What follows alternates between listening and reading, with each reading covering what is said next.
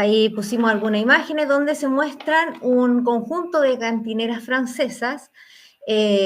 Como comenté al principio del programa, el propio Museo del Ejército en Francia señala que es un tema complejo, que está muy mal estudiado, que ellos mismos tienen muchas fuentes, pero que ellos al indagar en lo que había en la web, en internet, se dan cuenta de que hay muchos mitos, de que se habla de ellas en forma incorrecta, de que los grabados de época no las representan, que no cuadra los grabados que ellos tienen de respecto a estas mujeres con lo que ellos encuentran en los diarios de campaña de los soldados. Entonces hay un desfase ahí, ¿eh?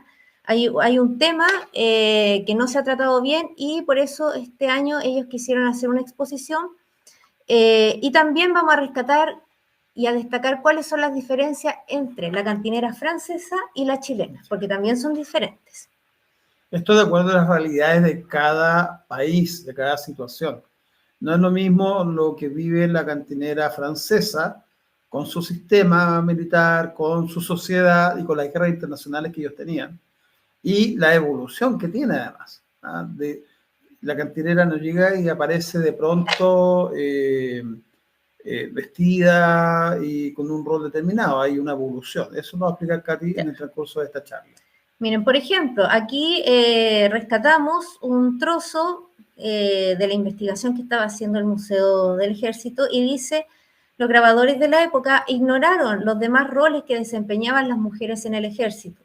Las colecciones de grabados franceses del siglo XIX, del Museo del Ejército, por ejemplo, no presentan a ninguna mujer combatiente, aunque su presencia, especialmente en las filas de la Grande Armée, ha sido confirmada por varias fuentes escritas. Emily Robb, Departamento Moderno, y Helen, del Departamento de Iconografía. Esto es importante porque en la guerra franco-prusiana, de hecho, se crea una unidad compuesta básicamente por un regimiento de mujeres que defendieron París. Claro. Existen fotografías de ellas, armadas, muy bien equipadas, y ninguna llevaba símbolo de la Cruz Roja o cosas similares. Ya Katy va a ir explicando sobre el tema. Hola, Joana, nos está saludando. Hola, ¿Cómo Joana. estás? Bueno, dice, los grabados también agregan del siglo XIX, reflejan de forma natural presencia de vivanderas, después vamos a ver cuál es el origen, mujeres cantineras en el ejército. Sin embargo, en lugar de representar situaciones reales, como la descrita en los diarios de los soldados, la imaginería popular solía retratar a las vivanderas según estereotipos extraídos de obras de teatros y canciones. Ahí vamos a ver por qué y dónde surge uno de los grandes, podríamos decir, imágenes de la cantinera que tampoco corresponden y es gracias al teatro principalmente y a la ópera. Claro, una imagen propia de eso, cuando ustedes exploran en la internet y buscan, se van a encontrar cantineras con tambores, por ejemplo. Así es. Ahí nos vamos a ir encontrando con estas sorpresas. Más adelante. Hola, Adrián. Bueno, y vamos entrando en materia. Entonces, ya sabemos que es un tema que ha sido muy mal tratado en general, no solamente en Chile. Y cuando hablamos de ejército, sabemos que detrás de ese ejército van las mujeres, los niños, comerciantes, etc. Ya ha sido histórico, de la época de los romanos, de los persas, de los griegos. En general, es característico que van mujeres detrás de los ejércitos. En las etapas más antiguas, inclusive, y lo vemos a las primeras partes del siglo XIX, muchas mujeres inclusive van, una vez que terminan las batallas, van a ver a los muertos, saquean. Tenemos partidas de hombres que van a sacar los dientes a los fallecidos para entregarse a los dentistas y llamar placas. Entonces hay muchas costumbres y cosas que se desconocen, pero que tienen una presencia femenina bastante fuerte. Así es. Bueno, todo este contingente civil que acompañaba al ejército se llama los camp followers también. Se los conoce de esta manera. Y bueno, dentro de estos civiles podían haber adinerados, ahí tenemos algunas imágenes referenciales, algunos cuadros, otros que hicimos para ustedes imágenes referenciales de cómo la gente seguía los ejércitos, familias completas, algunas imágenes incluso de la guerra civil estadounidense, donde se muestran familias junto a los soldados, ¿ya?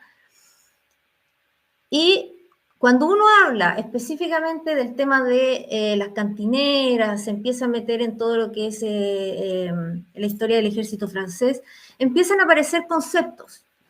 Se empiezan a escuchar vivanderas, cantineras, lavanderas, hijas del regimiento. ¿Son todas lo mismo? No, y lo vamos a ir viendo acá. ¿Ya? No son lo mismo. Por ejemplo, ahí tenemos algunas imágenes referenciales de cómo eran las lavanderas de época. Este es interesante, una cantinera española. También tenemos que decir que la cantinera española o vivandera era muy diferente a la francesa, ¿ya? ¿Qué pasa? Que la cantinera en España, ¿ya? Es una mujer que nunca se regularizó, ya nunca se regularizó bien en el ejército, entonces es una mujer civil que ofrece algún servicio para ganarse la vida mientras sigue al ejército o a su pareja o a su hermano, a su hijo, etc. Podríamos decir que esta libertad la mantiene durante todo el siglo XIX hasta inicios del siglo XX. ¿Ya?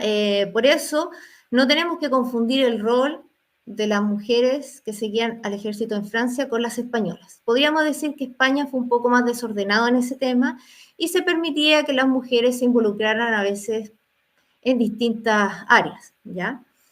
Sin embargo, Francia va poniendo un pare a la mujer desde la Revolución Francesa. Muchas mujeres van siguiendo el ejército cada vez más y esto se comienza a ser un problema y esto se agudiza y el 30 de abril de 1793 se emite un decreto por la Convención Nacional en Francia de esa época que dice que se debe expulsar a todas las mujeres inútiles del ejército. ¿Ya? Así es como es el decreto. Y eso significaba que solo se iba a permitir con licencia seguir al ejército a las vivanderas y lavanderas, nadie más. ¿Ya? Eso reduce en gran medida a las mujeres, el gran contingente que las seguía. Ahí tenemos una imagen referencial de una lavandera de época francesa y una vivandera. ¿Ya? Si nosotros vemos este tiempo, entre 1793 hacia 1850, tenemos vivanderas que vestían de civil, que llevaban un carro que colocaban cerca o al lado del regimiento al que seguían y los provisionaban de alimentos y licores. ¿Ya? A ese puesto se le llamaba cantina. Y vendía alimentos, se cobraba por ellos, era una especie de economía circular porque el dinero que se usaba quedaba dentro del mismo regimiento. Generalmente la vivandera francesa era una mujer casada, no siempre, pero generalmente era una mujer casada, y en su puesto tenía mesas donde también se podían jugar algunos juegos de mesa, se podía compartir y cuando había una batalla, la cantinera o vivandera en este caso, porque ahí vamos a ver cómo es el cambio, en vez de vender el alcohol, lo tenía que entregar gratis, agua o algún licor en el campo de batalla. Ya ese era como el compromiso. Cuando comienza a profesionalizarse la vivandera y cuando comienza de pasar de un traje civil como los que se ve generalmente al característico que nosotros tenemos en nuestra mente de un traje militar, ¿ya? Esto pasa desde 1852 en adelante con el Segundo Imperio en Francia. Segundo Imperio va más o menos de 1852 a 1870 y se extiende esto de encontrar a cantineras con uniforme militar hacia principios de 1900 y hacia 1905 se las expulsa oficialmente del ejército francés también, ¿ya? Por eso no es la misma realidad de otros países. En España, por ejemplo, después de 1905 seguimos encontrando cantineras, pero en Francia no.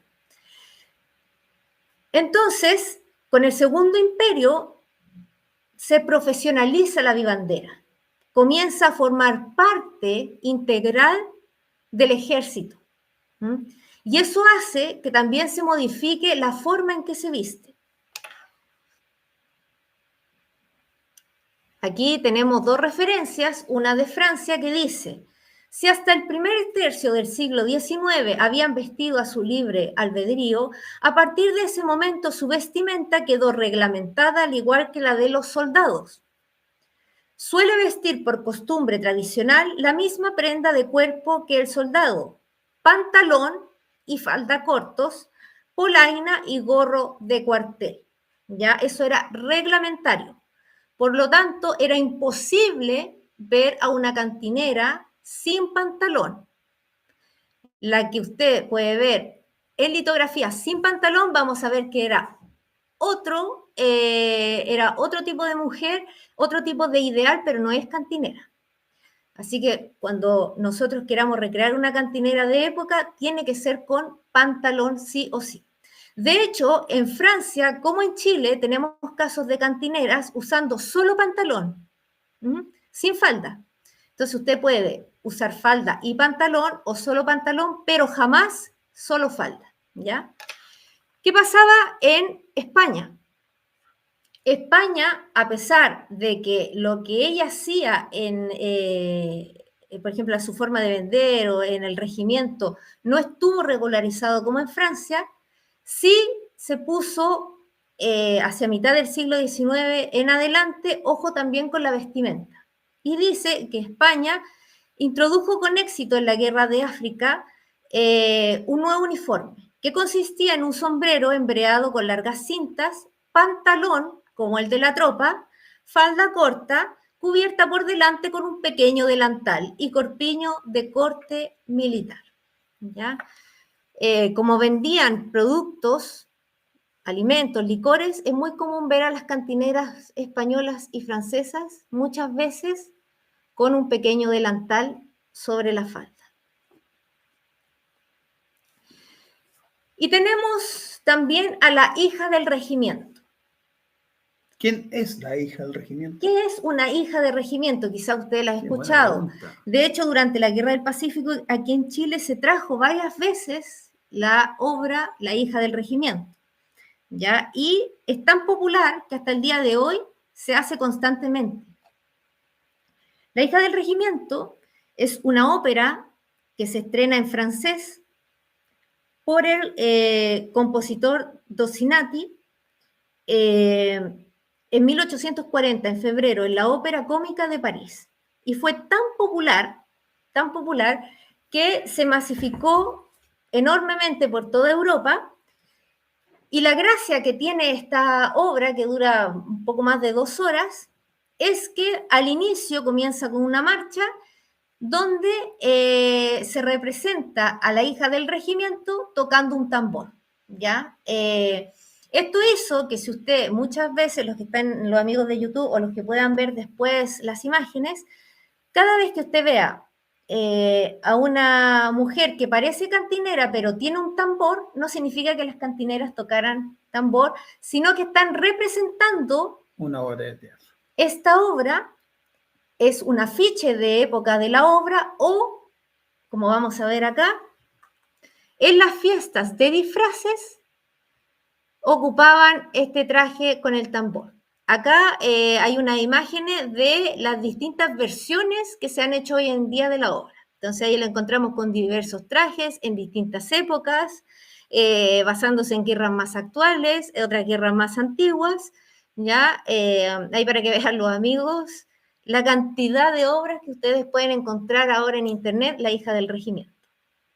Y ahora, para los amigos de YouTube y los que nos están siguiendo, solo coloqué 3, hay muchas más fotografías de mujeres como hijas del regimiento, donde Algunas no usan pantalón, porque justamente la hija del regimiento no era una cantinera, y con tambor, ¿ya? Entonces son probablemente muchas de ellas sacadas en fiestas de estas casonas donde la gente iba disfrazada. Esta obra se hizo tan popular, ya, que se imitó mucho a estas niñas, ya. No hablo de recreación porque en esa época no estaba Pero recordemos que en varias concepto. fiestas de época y posterior a la Guerra del Pacífico, se destaca cómo las damas de Sí, sociedad pues. se vestían como cantineras, y una fotografía que tenemos contextualizada en la periodo de la Guerra del Pacífico, 1880, 1882, ellas asistían en estas grandes fiestas donde además se reunían recursos Claro. para apoyar a la guerra, vestidas como si fueran cantineras, incluyendo armas reales. Ahí vamos a ir mostrando más adelante. Entonces, estamos hablando de que desde 1840 se hace popular esta hija del regimiento, y por eso pueden encontrar fotografías de este estilo, litografías o afiches de época, ¿ya? Entonces, no confundir los distintos roles que existieron. Les voy a comentar que este tipo de charla que estamos dando ahora, esta charla específica, no se ha hecho nunca antes. Nosotros hemos conversado en general, pero algo tan específico como esto, en ningún otro país, ni ninguna institución nacional, ni ejército, ni nada, han entregado la información que nosotros hoy día estamos comentando. Es más, son los que han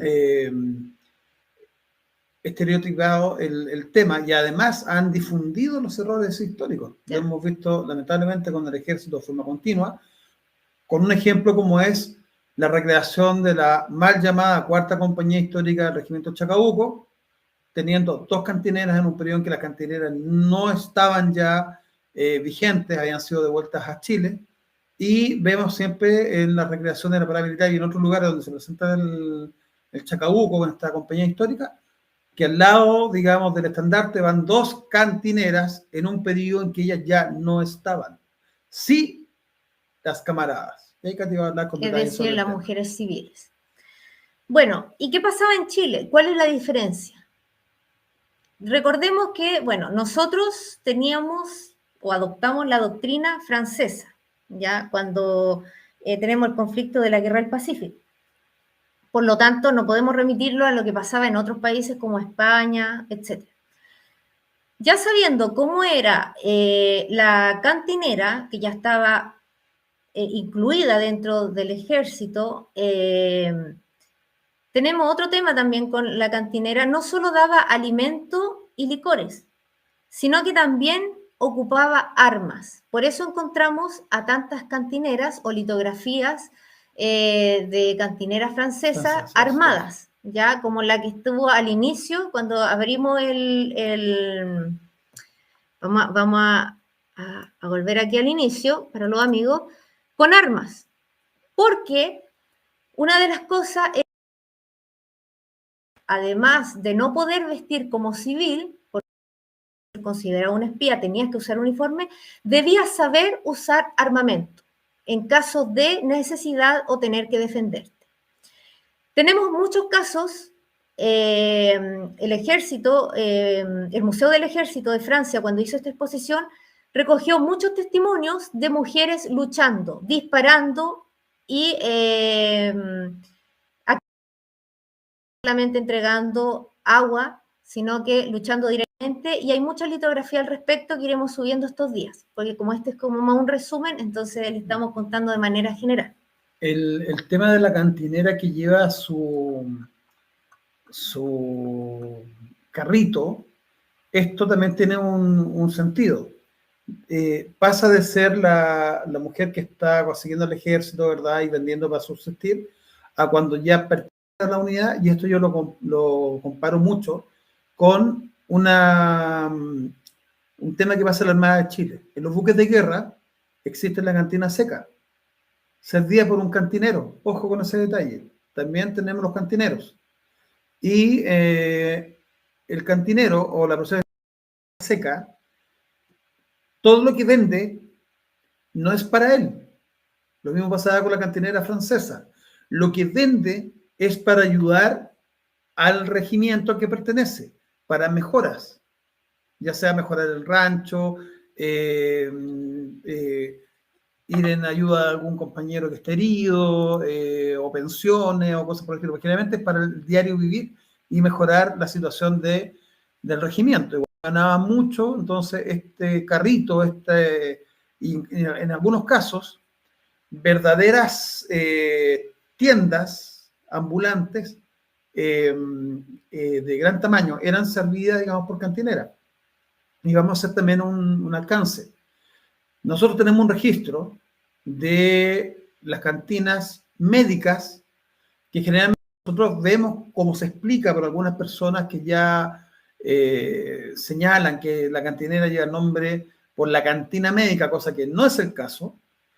Tenemos un registro de la ambulancia de Valparaíso que remite las camillas, los elementos de carruajes, los elementos propiamente médicos de mayor envergadura, las sábanas, todo el equipamiento de cama, a la cantina grande, que era una bodega.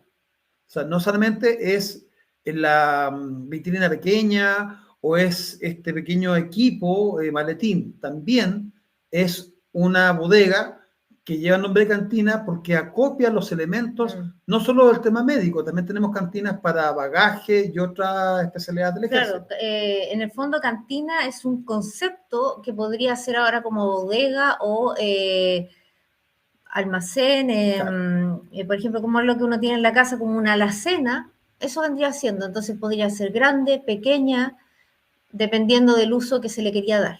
¿Ya? Y eso lo ha escuchado solamente aquí en nuestro museo, en esta charla. Bueno, ya entendiendo cómo funcionaba la cantinera francesa, nos vamos a remitir a Chile. ¿Qué pasaba en Chile? La cantinera no nace con la Guerra del Pacífico. Nosotros tenemos registros de cantineras ya en 1874. Estamos aquí proyectando por YouTube una polca llamada La Cantinera del Cazadores de 1874. Una partitura hermosa que esperamos algún día ustedes se puedan deleitar con ella. Y bueno, pero era para mostrarles la antigüedad que tienen las cantineras. Justamente.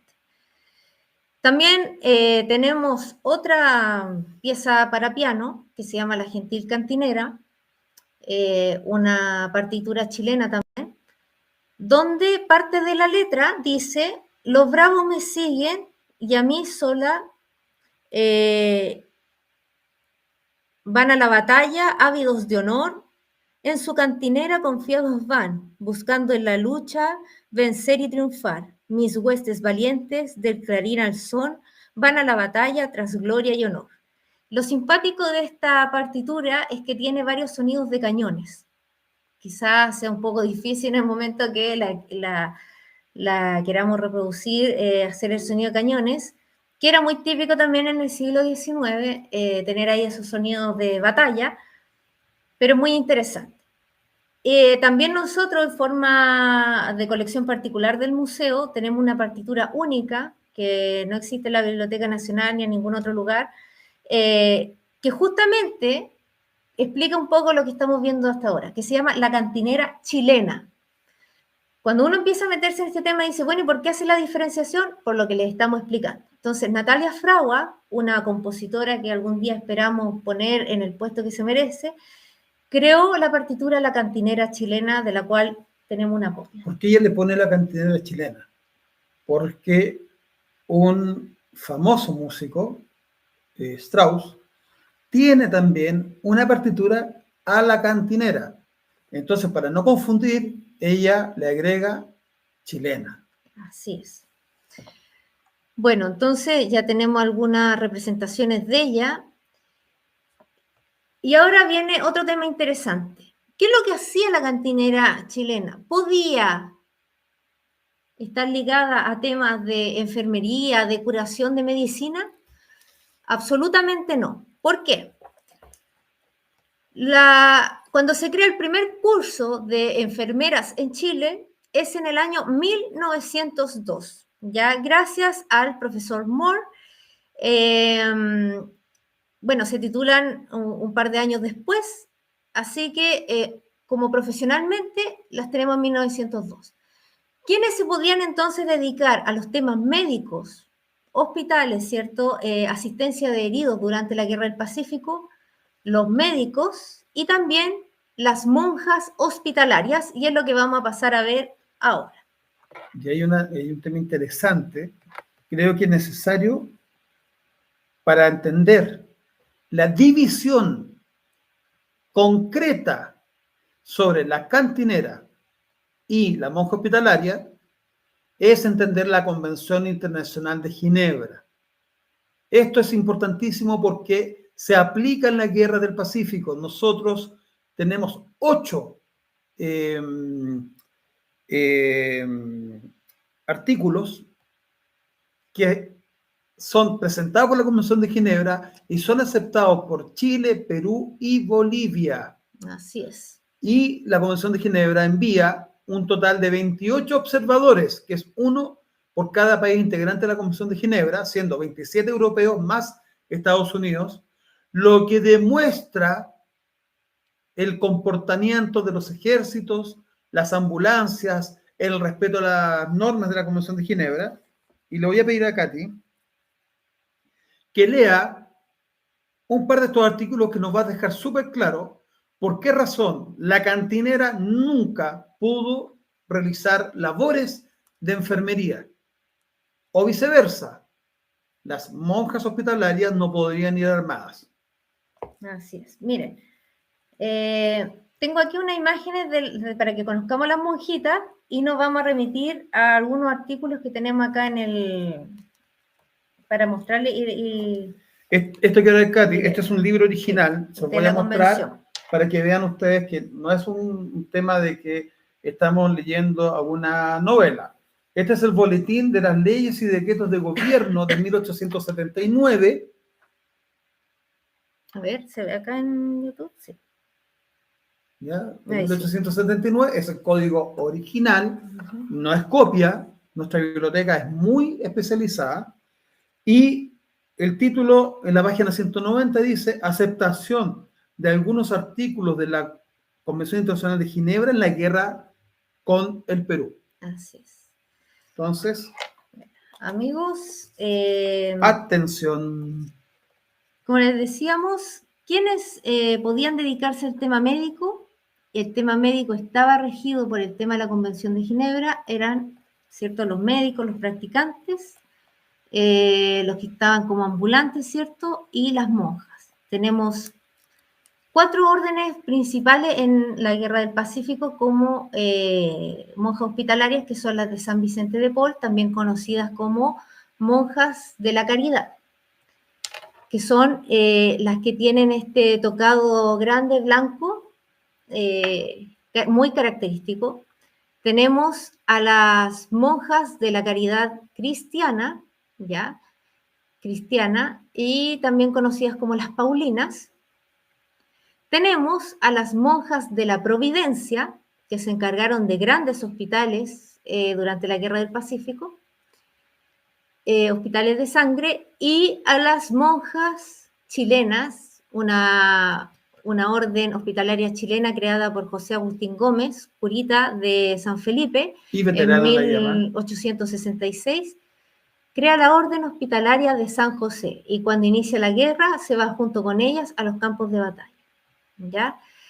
Entonces, ellas pueden, deben estar bajo también la convención porque están aportando en el área médica.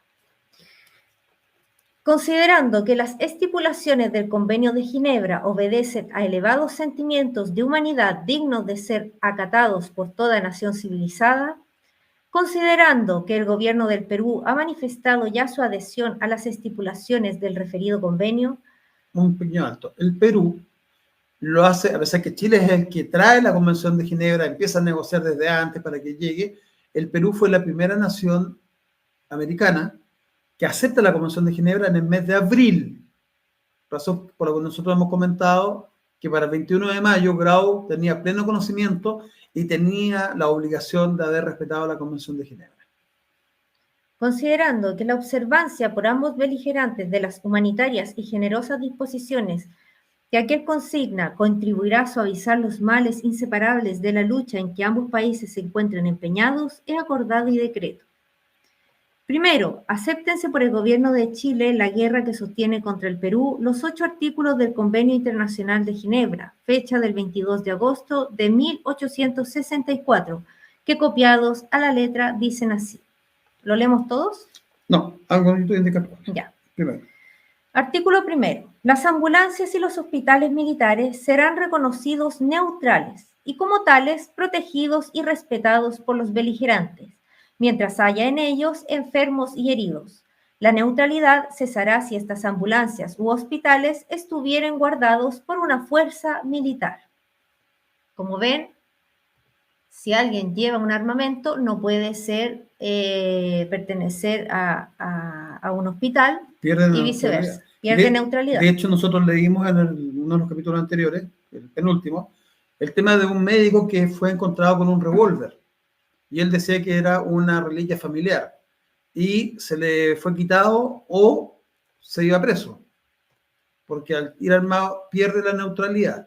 Entonces el peruano decide entregar el revólver porque no quería perder la neutralidad. Él sabía que no podía ir armado. Él estaba súper claro con el tema, pero usó el argumento de la familia y que era una reliquia familiar y el chileno no se la compró.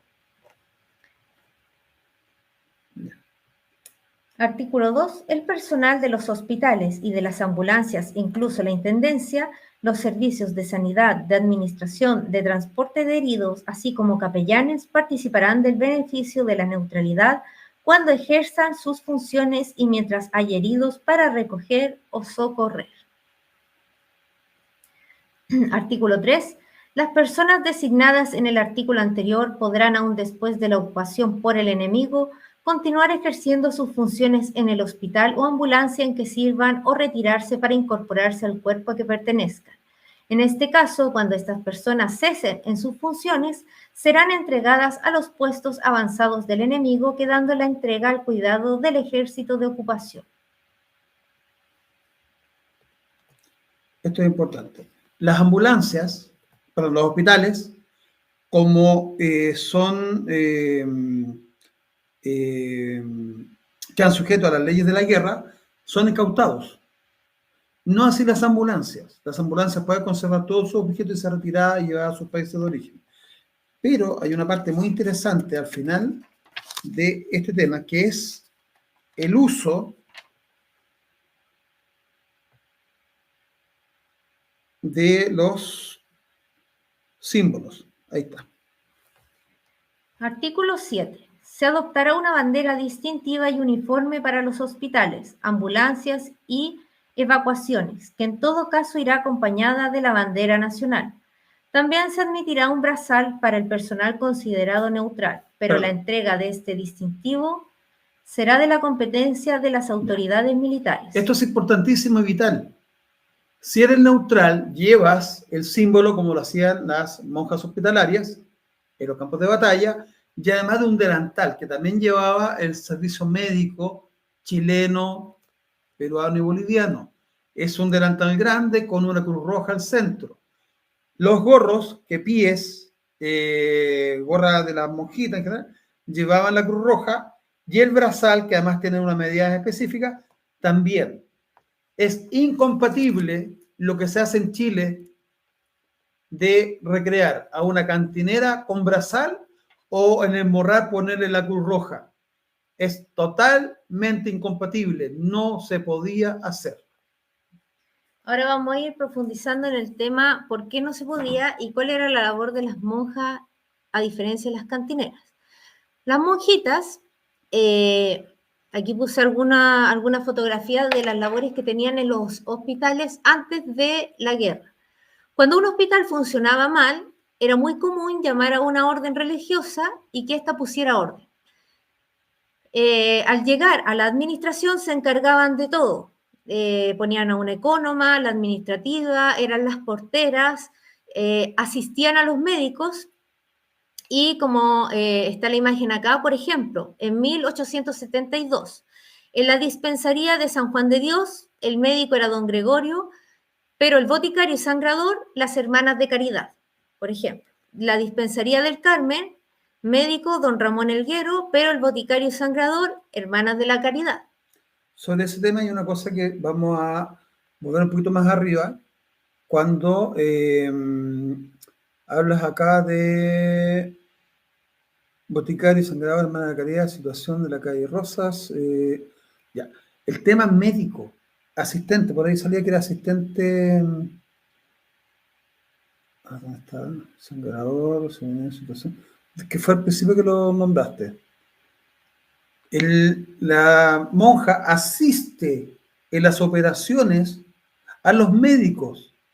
Eso es labor propiamente tal de una enfermera preparada, con estudios, son las que realmente estudiaban medicina. También ellas, para estar al día con el tema de los hospitales, de la asistencia de heridos, ellas, muchas de las órdenes acá en Chile estaban suscritas a revistas internacionales de medicina, porque tenían que estar constantemente estudiando temas de anatomía, de medicamentos, etc. Entonces, eran mujeres muy preparadas. También tenemos aquí la dispensaría de San Pablo, donde también eran boticarias y sangradoras, y en la dispensaría de San Vicente de Paul también. Entonces, es un poco para ponerlo en contexto, era gente muy, muy preparada. Siguiendo con esto, bueno, nosotros hace un par de años estamos hablando muy seriamente del tema de las monjas, ¿ya? Y este año, específicamente 2025, para cuando se vea el video, este año 2025, en el primer semestre, salió un artículo, una investigación de María Paz Valdés, específicamente sobre las monjas en las guerras en Chile, la guerra de 1853 y en la guerra del Pacífico, lo cual a su vez para nosotros es un agrado que se esté tratando seriamente el tema, y a la vez que aporta datos valiosos para el tema que estamos tratando. Recordemos que nosotros hemos tenido 3 guerras civiles, la de 51, 59 y la de 1891. Les voy a leer algunos párrafos. Dice, la historia médica de la Guerra del Pacífico. Durante la campaña de Tarapacá, las hijas de San Vicente de Paul participaron en la asistencia a las ambulancias, mientras que a lo largo de todo el conflicto se encargaron de recibir y cuidar a los soldados heridos y enfermos derivados desde el norte a los diversos hospitales. Esta labor de cuidar a los heridos y enfermos en los hospitales de Santiago y otras ciudades también la hicieron las otras órdenes que nosotros mencionamos. Lo que nosotros conocemos y le hemos transmitido muchas veces es que en los campos de batalla sí tenemos testimonio de las hermanas de San Vicente de Paul y de las de San José, la orden chilena. No todas fueron, ojo, no todas fueron claro. A los campos de batalla, son 2 y el resto se van haciendo cargo de los distintos hospitales de sangre y hospitales formales. Tenemos 2 tipos de hospitales. El hospital tradicional, ¿verdad?, que es del Estado, que va recibiendo los heridos y enfermos y que van creciendo de una manera impresionante. La llegada de estos heridos y enfermos que repletan los pocos cupos que había, y gracias a familias, a mujeres de buena situación económica, a empresarios, se logran abrir hospitales de sangre, que son casas, galpones arrendados para habilitarlos como hospitales. Así. Uno de los más famosos, que nosotros tenemos inclusive los decretos, es uno que está en la Quinta Normal, ¿verdad, Katy? Así, uno de los más grandes hospitales de sangre de la época, le fue entregado en administración durante la guerra a las Hermanas de la Providencia, que vendría siendo el pabellón nacional, el que ahora es el Museo de Historia Natural. Y esperamos en algún corto tiempo poder poner una plaquita, ya lo solicitamos, porque esa parte de la historia de este tremendo edificio, que era el Palacio de la Exposición en su momento, quedó completamente olvidado. Sí. Su director, hasta hace poco, que tuve una reunión, no tenía idea.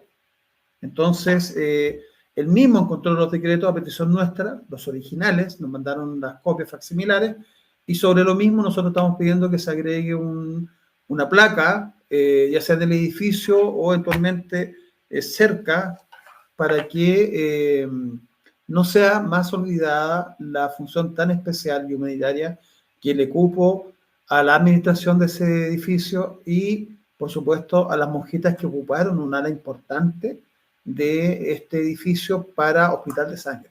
Así es.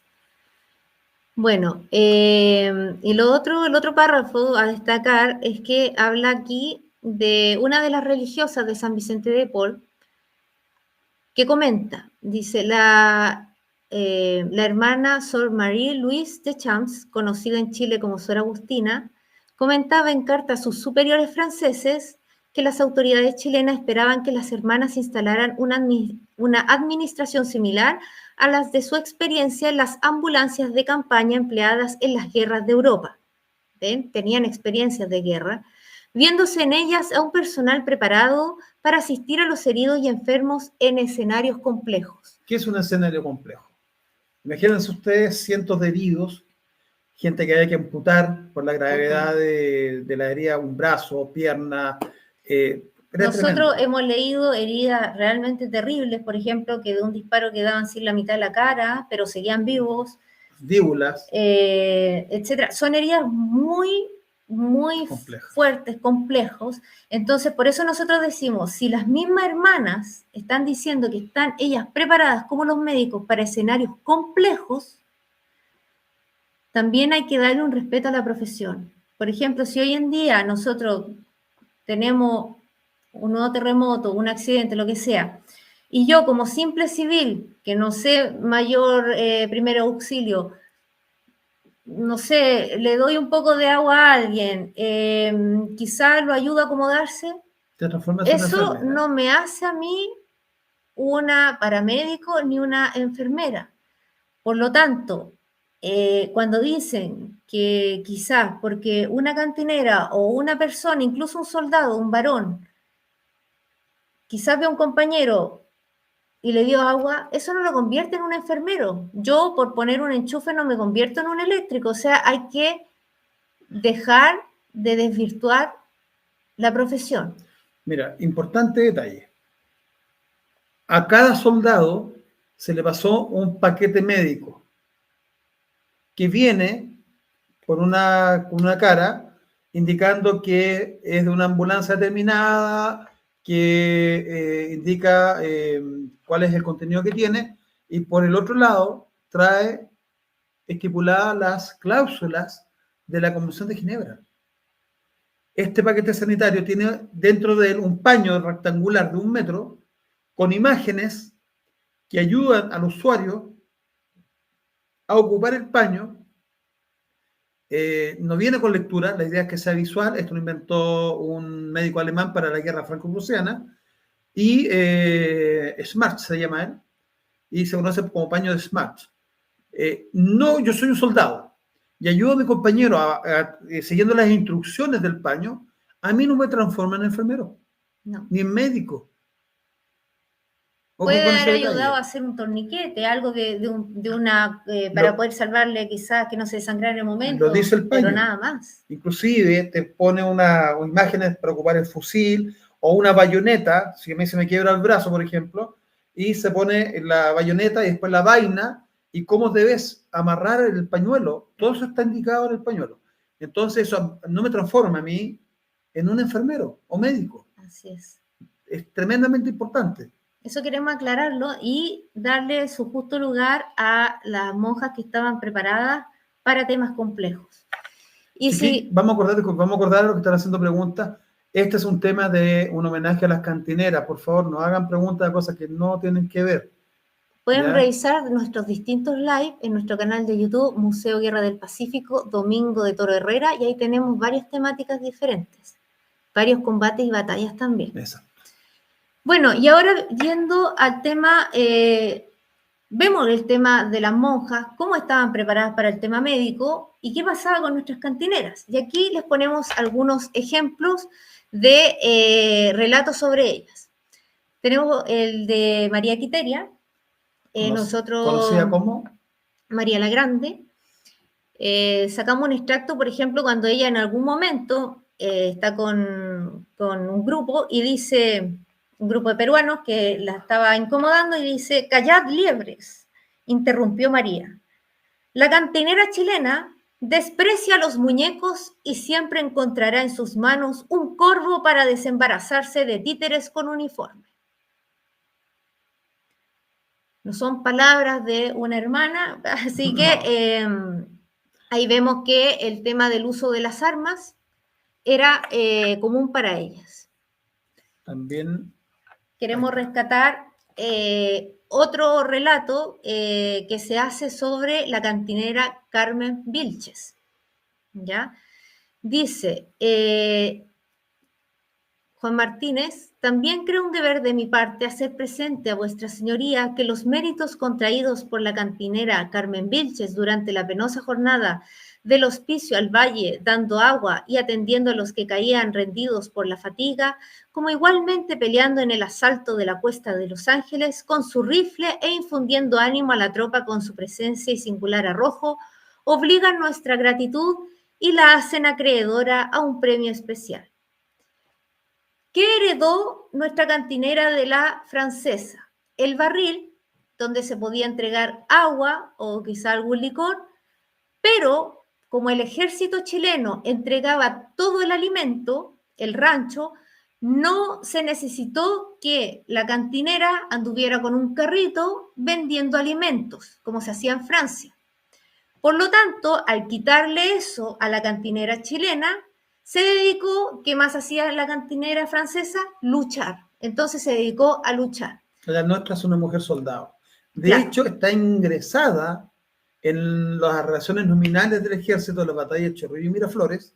Están también las relaciones nominales que esperamos que un día el ejército la comparta con nosotros, de la batalla de Tacna, de Dolores en general. Pero Chorrillos y Miraflores tenemos el libro original publicado recién ocupado Lima, es una joya literaria, donde, histórica, donde sale, por ejemplo, José Farrera como soldado del cuarto de línea. Entonces, esto mismo que se le hace se destaca en el combate de Los Ángeles a la Carmen Vilches. Recordemos, socorrer a los soldados que caían rendidos no quiere decir que estén enfermos o heridos, cansados. Les daba agüita y posiblemente algunas palabras de ánimo, pero también ella llega un momento que toma su corvo y su fusil y ya es reconocida. Inclusive los Cuatro Cuartos le dedican una bella canción, la de las bombachas coloradas. Y cómo arengaba. Y lo más importante, Los Ángeles es la primera acción comando del ejército chileno, la primera acción moderna. ¿Por eso? La primera acción moderna, comando del ejército de Chile, donde se ataca una posición inexpugnable, una posición que nunca había caído en manos de opositores, especialmente este territorio peruano. Ellos pasaban en guerras civiles y los que se parapetaban en Los Ángeles nunca fueron vencidos, hasta que llegó el general Baquedano, prepara este ataque frontal y lateral a esta posición que tenía a su espalda una quebrada y le señala a la orden al Atacama subir a esa quebrada, y la Carmen Vilches lo hace como cualquier otro soldado y entra en combate con tal valor y con tal reconocimiento que se le hace un premio especial, un reconocimiento especial. Vamos a leer los mensajes de YouTube, amigos, paciencia. Bueno, y dice, y después tenemos, acá le queríamos poner un tercer ejemplo de Irene Morales. La famosa. Le hacen un reconocimiento póstumo en un diario y es interesante cómo la rescatan. Dice, al grito atronador de Viva Chile lanzado por Irene en medio de la pelea, los soldados se reanimaban, los desfallecidos de cansancio cobraban nuevas fuerzas y respondiendo a aquel eco de la patria ausente con un galante viva Irene, entraban al combate cayendo unos y venciendo otros. En medio del humo de la batalla y del tronar de los cañones, Irene era terrible y hasta feroz. Con ella no había perdón, ni súplica, ni lágrimas, como que no hubo perdón ni súplica para cuando mataron a su Santiago Pizarro. No había perdón, ni súplica, ni lágrimas, como que no hubo perdón, ni súplica, ni lágrima que salvara a su inolvidable Santiago Pizarro. Mataba y mataba con la tranquilidad de quien mata pulgas. Irene encontraba una molesta pulga en cada enemigo. ¿Cuántas pulgas humanas no caerían entre sus dedos de acero? Suena fuerte, pero recordemos que esto está en contexto de la guerra. Así es. ¿Ya? Pero muestran a una Irene guerrera. Y quería, bueno, los amigos que nos están viendo por acá, nos están viendo por YouTube, habrán visto alguna foto de Irene Morales donde aparece ella con un barril y con un fusil. Y cero símbolo médico, cero.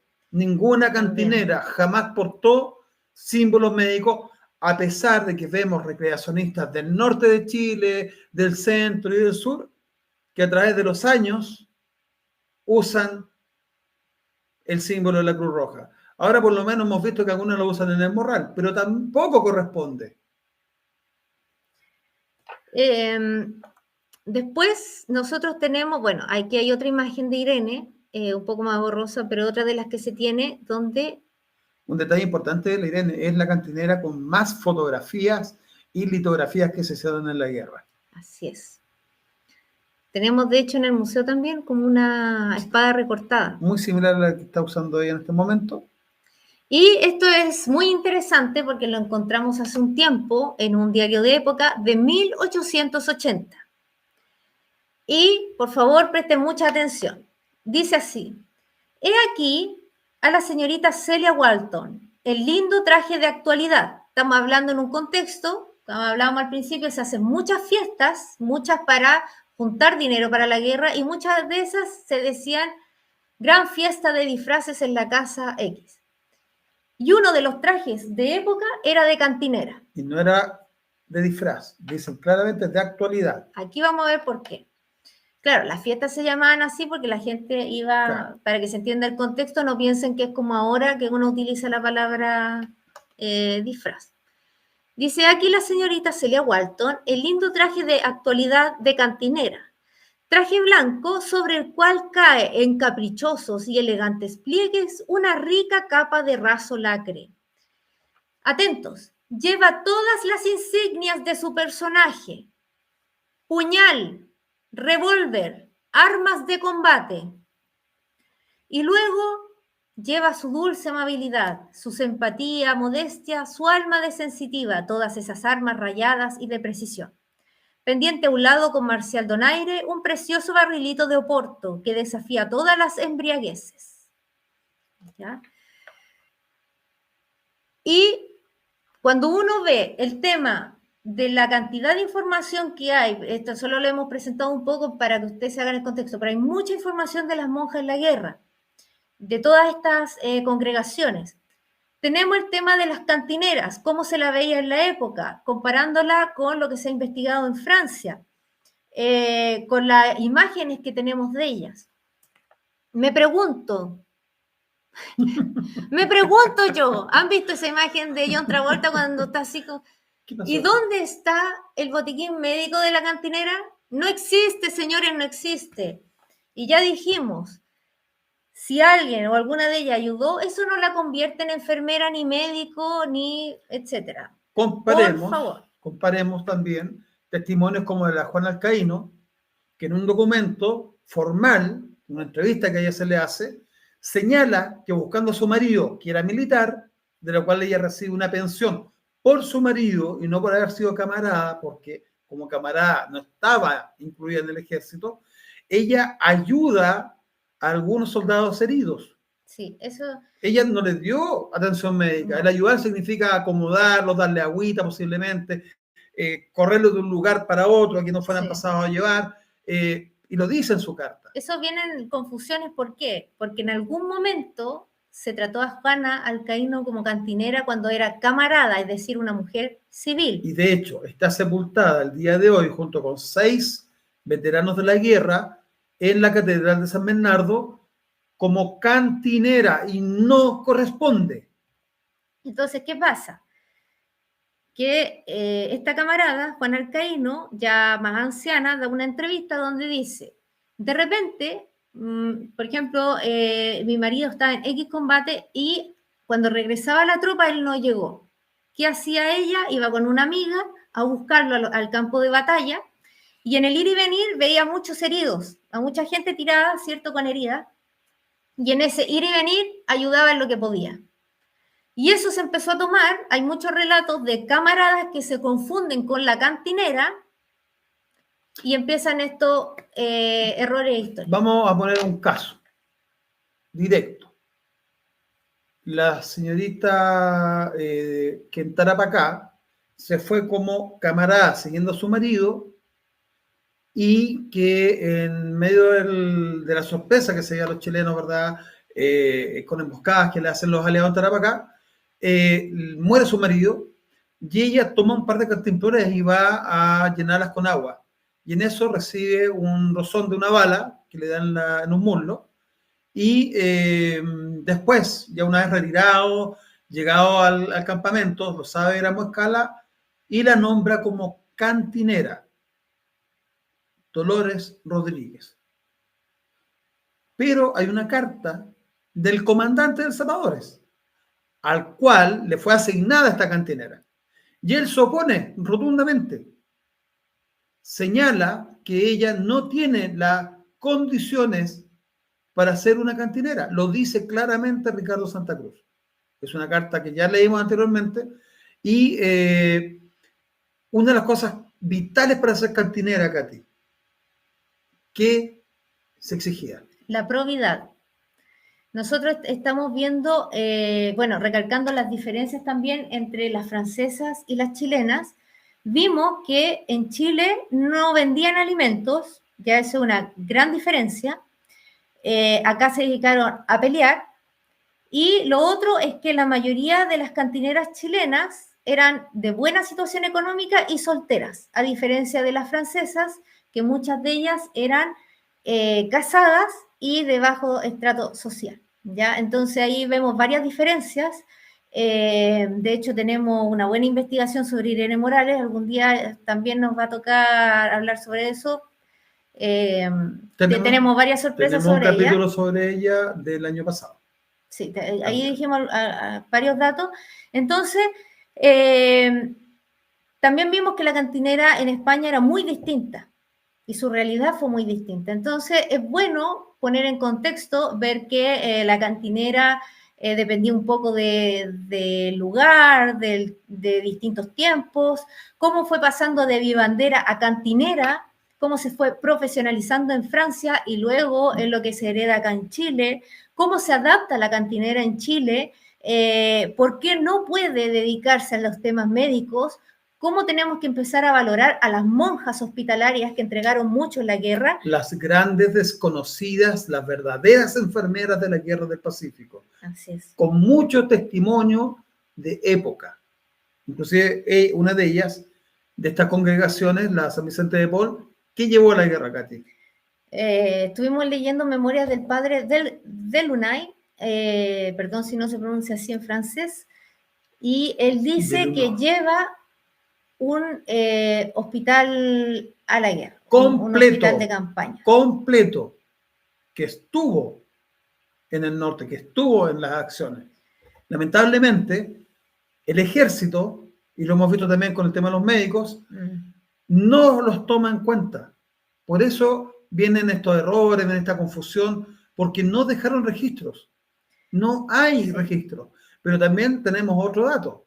En el tema del servicio de sanidad, el servicio médico, está la estructura completa. Nosotros la hemos compartido, la vamos a volver a subir si la quieren, digamos, pero ya hemos comentado que desde el jefe médico, el jefe de servicio sanitario completo, hasta los jefes de cada ambulancia y hasta el último personal que lavaba la ropa en la ambulancia, eran de sexo masculino. Eran todos hombres. Y de las únicas que sí existen registros son de las monjas en las ambulancias. Jamás. Como se decía ahí, cantinera. preparadas para temas médicos complejos, Y con como los lo es símbolos una guerra. de la Cruz Roja como corresponde. Tenemos que pensar, tenemos que sacarnos la idea de que es un tropiezo, un parche curita. No, estamos hablando de guerra. O sea, sé que a veces es difícil imaginárselo, pero el tipo de heridas que uno lee, los padecimientos, o sea, realmente era gente que tenía que estar preparada, tanto con conocimiento como también psicológicamente, como se diría hoy en día. O sea, gente que estaba acostumbrada a tratar con enfermos, en operaciones. Voy a Sí, comentarles que 2 médicos quedaron tan saturados que prefirieron pasarse al ejército. Uno de ellos murió en combate, de hecho. sí. No querían seguir curando gente. Era tal el dolor, estaban tan saturados de lo que estaban viendo, que preferían pelear. Tenemos varios médicos también que solo participaron en una batalla Y se fueron. o máximo 2, y también tenemos muchos que se retiraron, Pidieron no sus bajas. aguantaban. Entonces, estamos diciendo que gente sin preparación de un día para otro se va a estar dedicando a temas tan complejos. No.